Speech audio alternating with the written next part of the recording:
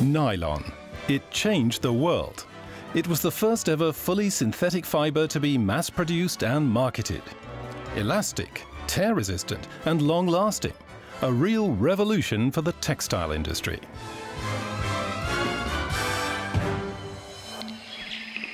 But nature has produced an even better fiber. One with properties that have been perfected over 300 million years of evolution. A fiber that can now outshine all the others. Spider silk. That's why biochemist Thomas Scheibel is not afraid of spiders. He admires them. His idea was to manufacture spider silk the way nature does, and to take advantage of its properties. The exciting thing about spider silk as a material is that on one hand it's mechanically the most durable material we know. Spider silk combines strength and elasticity. And on the other hand, spider silk is practically sterile. That means it can be used directly on or inside the body. And it's been known for thousands of years. There are descriptions from antiquity about spider silk being used to dress wounds.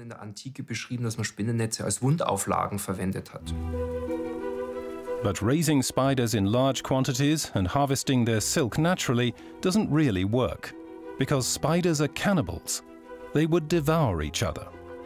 That's why, since the 1980s, researchers have been working on a different approach. They want to recreate this miraculous spider silk in the laboratory, using genetic engineering and biotechnology. The basic idea was simple. From the genetic material of the spider, copy the piece of DNA responsible for spider silk.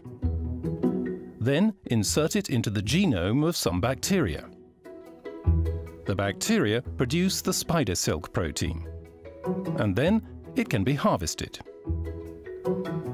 As simple as the idea sounds, it still hadn't worked after 20 long years.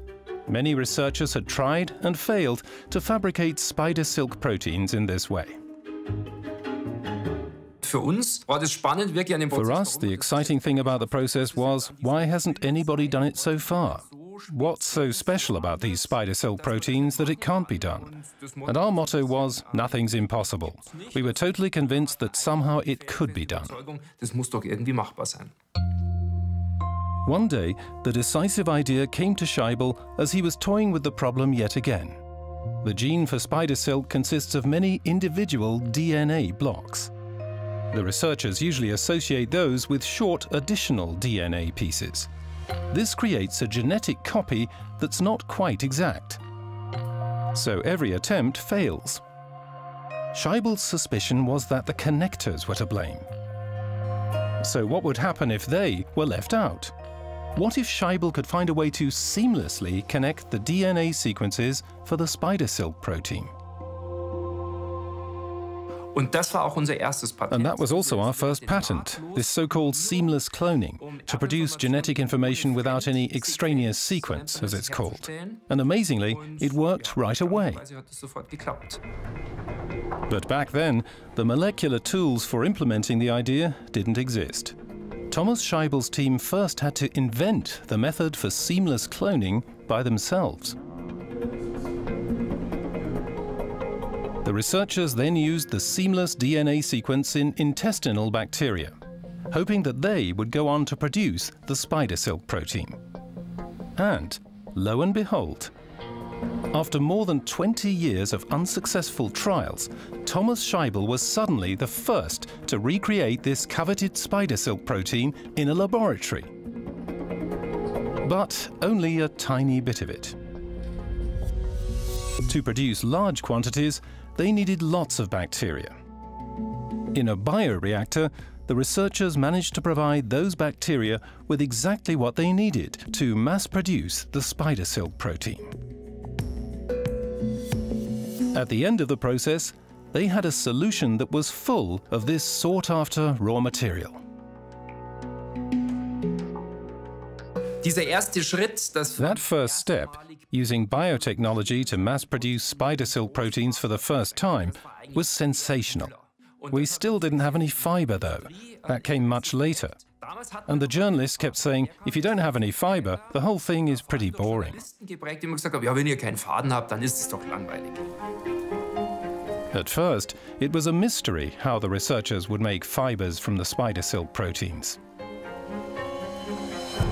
It took the team 10 years to decipher the chemical and mechanical tricks inside the spider's body. Then they tried out the natural process in the lab. Finally, they succeeded. From the proteins, they created the first ever artificial fiber made of natural spider silk, meter by meter. Since the genes for the spider silk had been slightly modified, the fibers from the lab were even more elastic and stable. If you wanted to stop a Boeing 747 while it was landing without using its engines or brakes, one thumb's width of spider silk rope would be enough to do it. You'd need a bit of a run out though, around 3.8 kilometers, because spider silk is elastic, but then the plane would come to a standstill.